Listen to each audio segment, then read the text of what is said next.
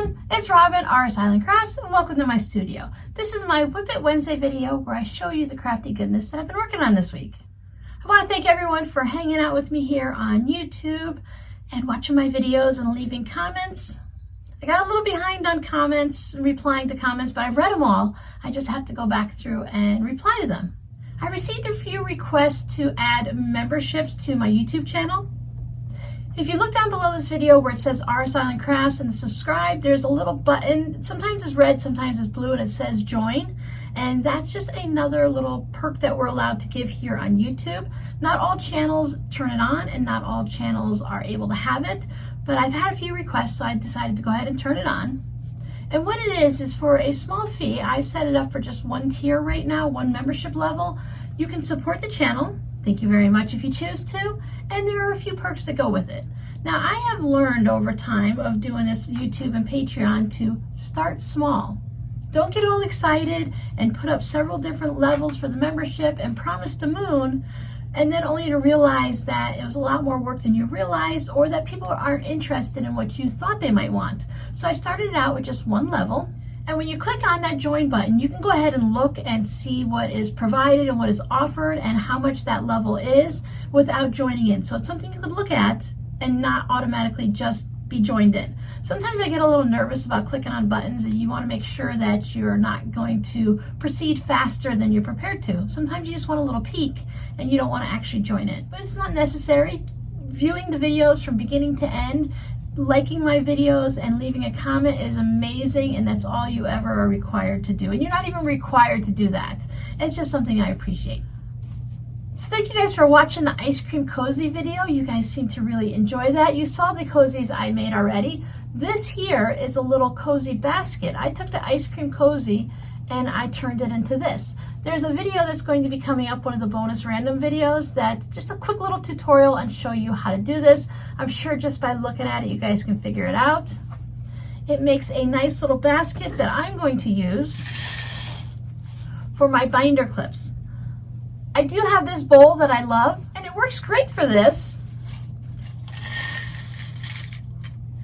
But as you can see, it's just a little bit full, and I always worry about breaking it. I thought for a little while I'd just go ahead and use this little kitty cat bowl that I made. I love clips. I really do enjoy using these clips. I use them all the time, and I work on projects like the ones you're going to see today. I can go through a lot of clips. So when I do my zipper pouches, I could put 8 or 12 clips just on one zipper to hold it in place. So be on the lookout for this video. And also from the ice cream cozy tutorial, I took the scraps and I show you in another random video how you can make these little blocks. I really like the way this one turned out. In the random video, I also show you other different layouts for your half square triangles. We've done half square triangles in the past before, so I thought that was a really fun way to use up some of the scraps from this project. No scraps left behind.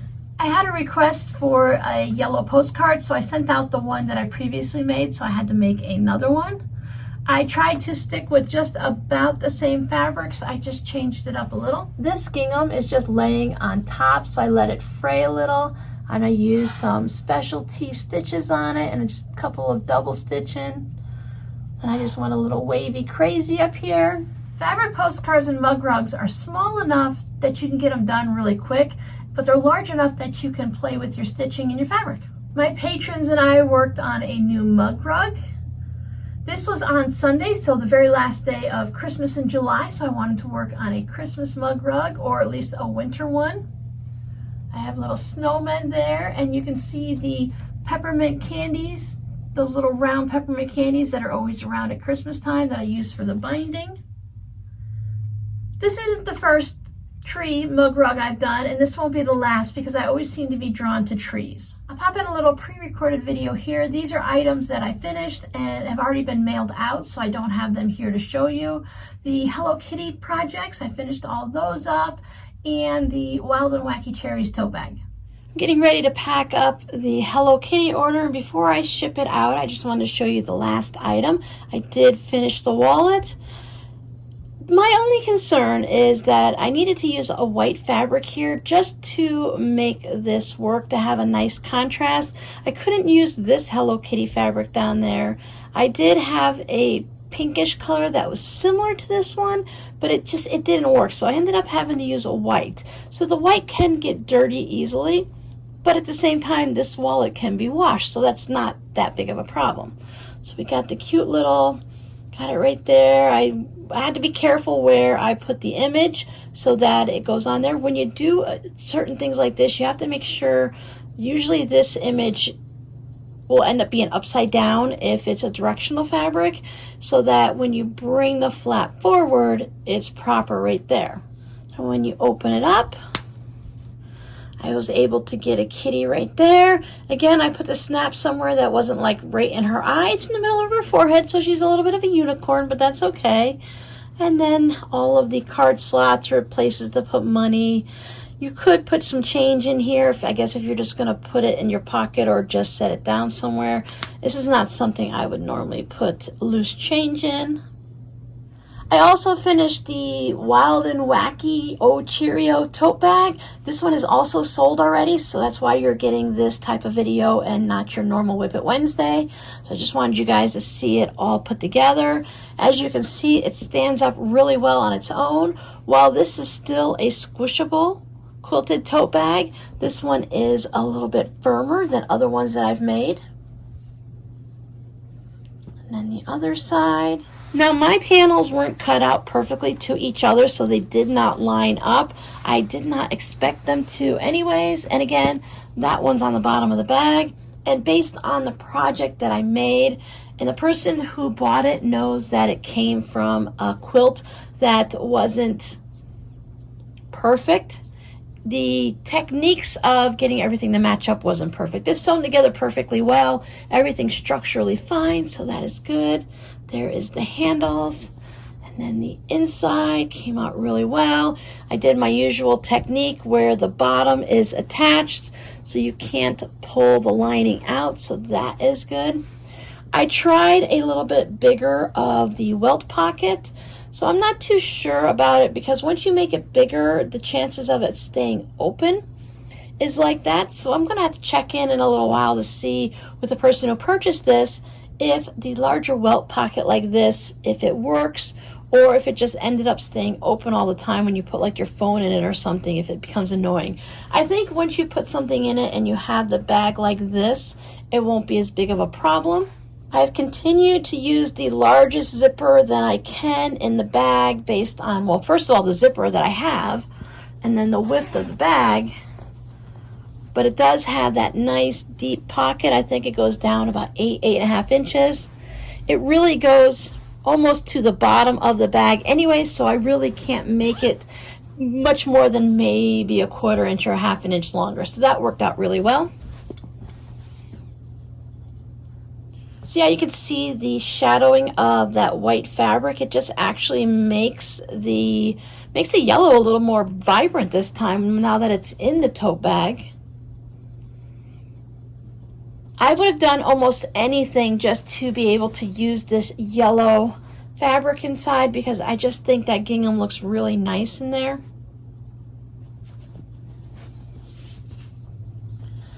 Say goodbye to the Wild and Crazy Cherry Tote. It is traveling off to its new home, which means I get to make another tote. Since I finished up the Wild and Wacky Cherries, I moved on to my tropical fabric from that quilt. I made 2 little zipper coin pouches. I used this fun fabric that I had in my orange stash. And here's one zipper pouch, green on the back, and they all have this same ombre fabric on the inside. I had fun choosing zippers and backing fabrics and such for these, because I only used the fabric from the quilt on the front, again, so I can make more pouches. It's just as fun to add some solid or semi-solid fabric on the back. A little tongue twisted today. I've had a lot of fun choosing zippers and tassels to go with them. Then I decided to do some little boxed bottom pouches so this guy can stand on his own. I used fusible fleece for everybody. There's the zipper.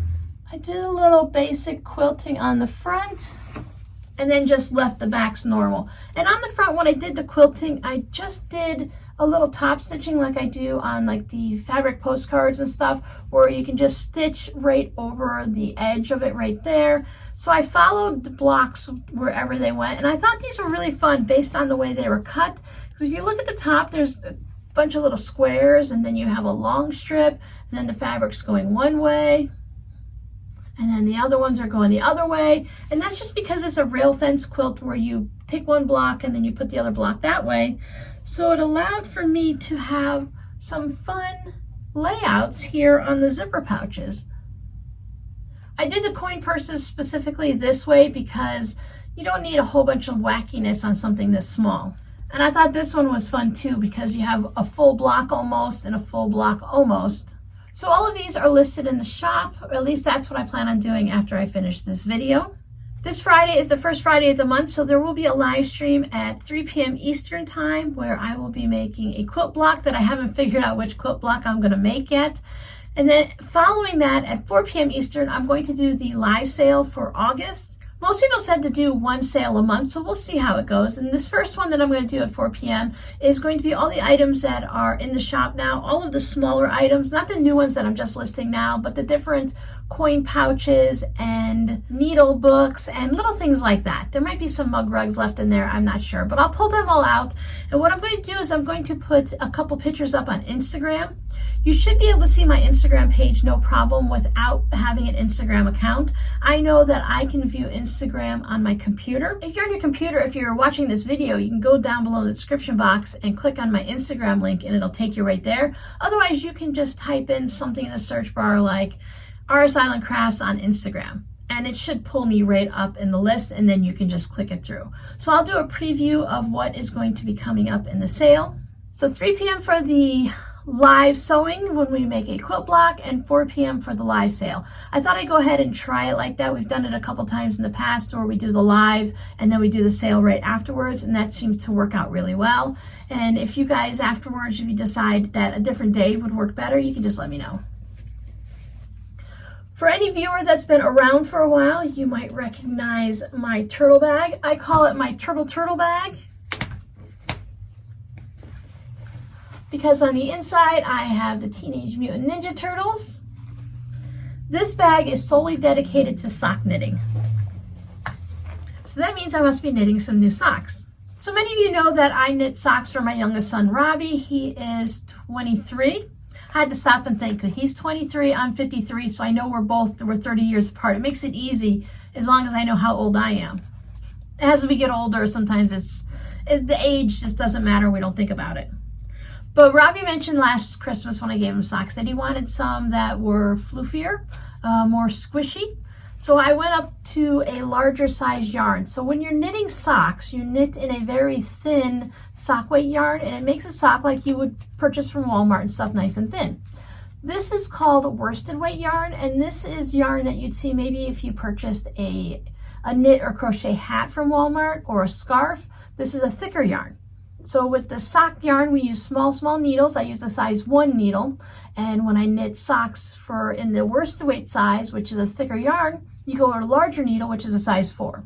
All of that to say that I went from teeny tiny needles and teeny tiny yarn to a nice fatter yarn. It's not super chunky or anything, but this knits up much faster.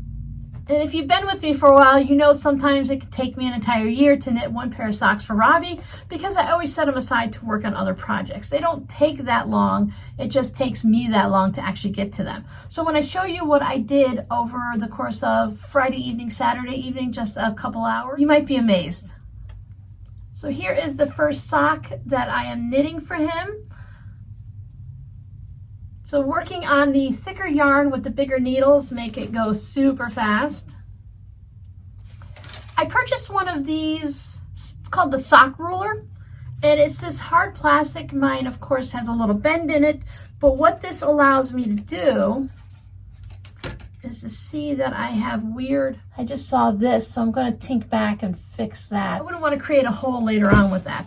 But this ruler has all of these markings on it, and you can see it has washi tape. So this is my sock, and that's Robbie's sock.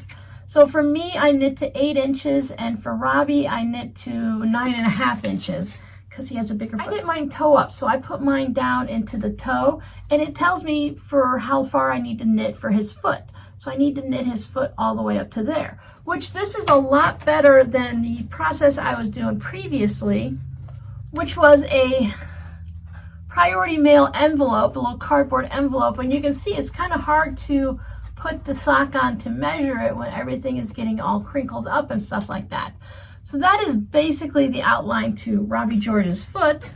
But this just allows me to not have to constantly measure and guide it. Once I figure out this pattern for this size sock, the worsted weight sock, I'll know. Because on the other socks, I knew I did 80 of the rounds. I mark it every 10 rounds with my little stitch markers here. So once I figure out how many rounds I need to do for him, I'll just always do that.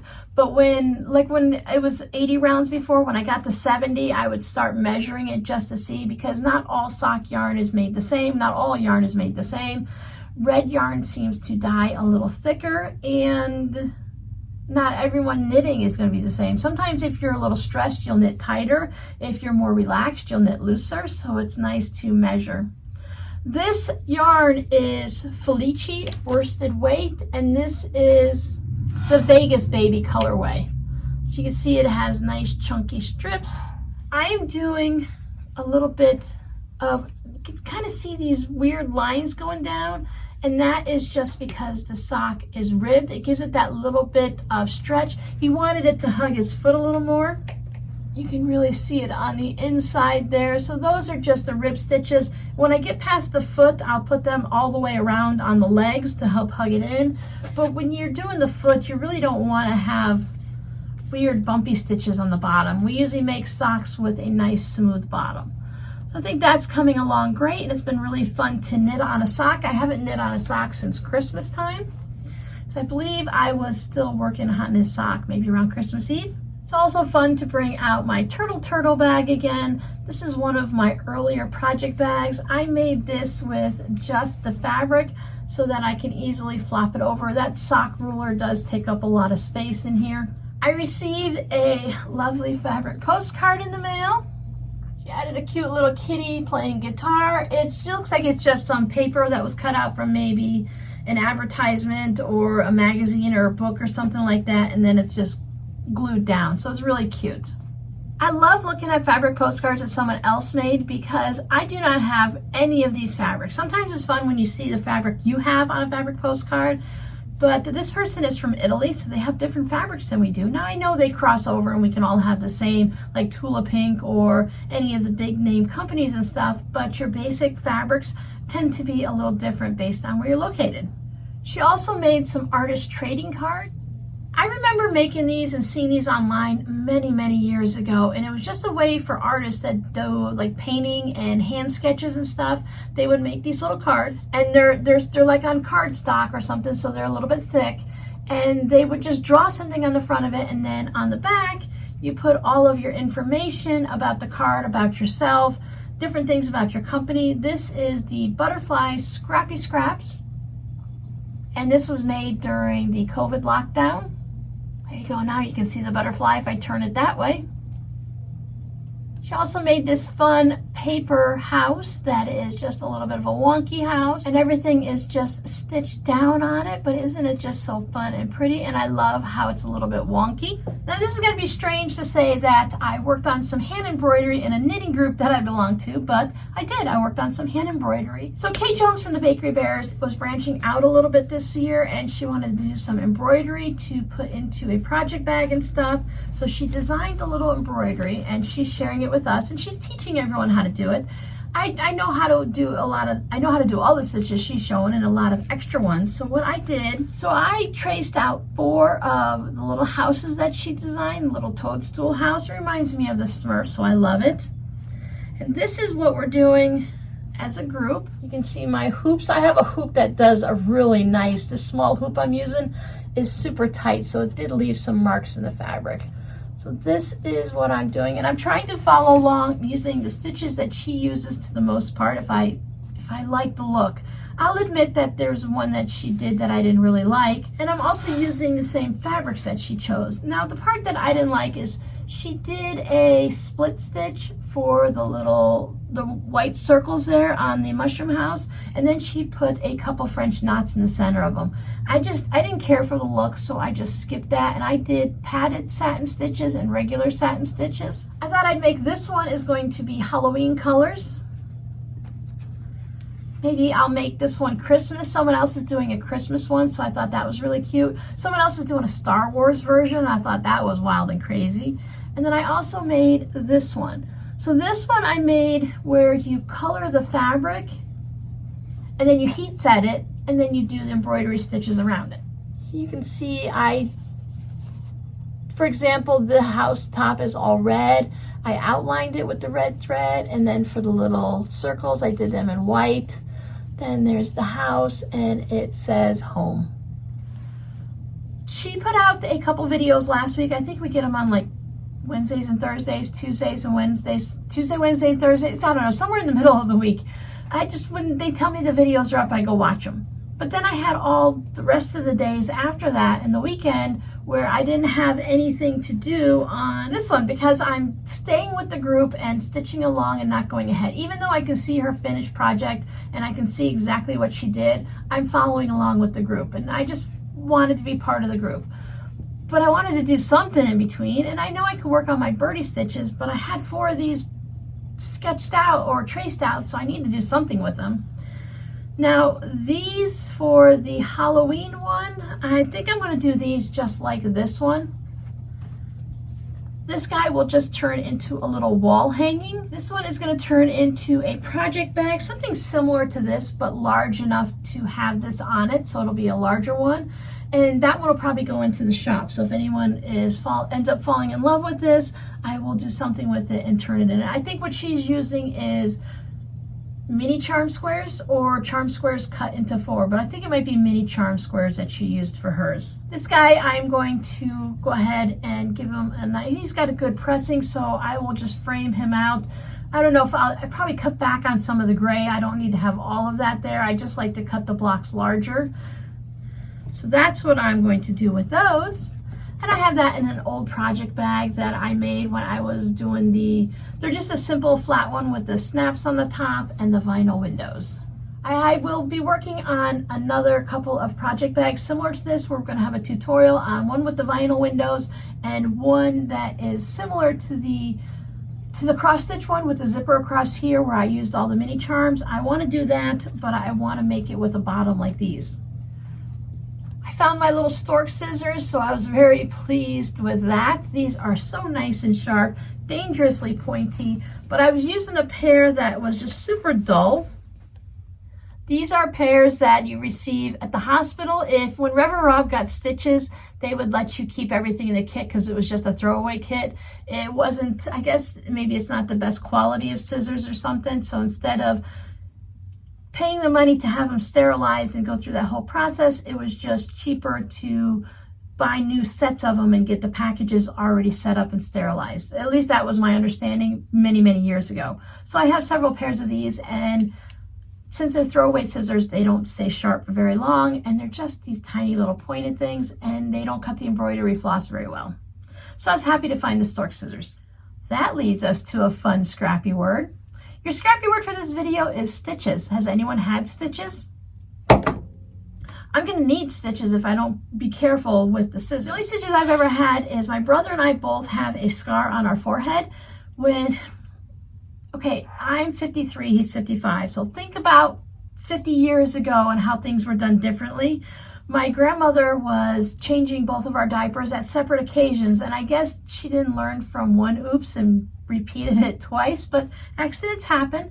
One of us was having our diaper changed on the kitchen table, which, yeah, that's interesting enough on its own. Remember, 50 years ago. One of us rolled off the table, smacked our head as, we're still in diapers, so you figure under the age of 2, and one of us got stitches on our forehead, and the other child was on the counter getting their diapers changed, rolled off the counter, and got stitched. So we both have them right there about the center where the part is on your hair. So we both have these scars there from one of us got 2 stitches and the other got 3.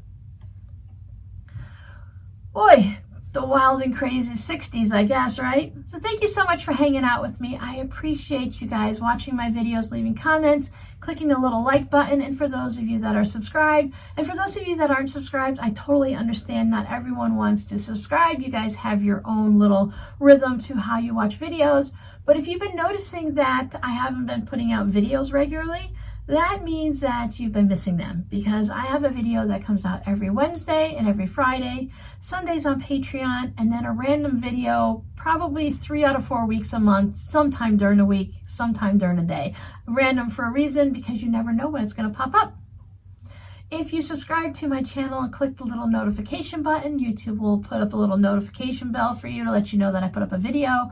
And the first link down in the description box below this video, I have a link that you can sign up for a notification email. So whenever I put a video up on YouTube, this company will send you an email and notify you that, hey, RS Island Crafts Robin put up a new video, go check it out. I hope you guys have an amazing week. We are hitting the dog days of summer. I know for many of you, August and into September is the hottest month. School starting here sometime this week or next week. I haven't had kids in school for 5 years now, so I don't keep track. The news tells me school starts. I see the buses, I know school started. We are also into major hurricane season now. August has the strongest and most storms that come through. So far, we haven't had any. We had one little bit of something that just kind of fizzled out. So I'm hoping we have a nice quiet season. I don't know what that does for the water tables and the climates and all of that, but I know that it's easier on my heart and it's less stressful when we have less storms. So thanks for hanging out with me. I will see you guys in the next video. Why am I shaking my head no? I will see you guys in the next video. Bye.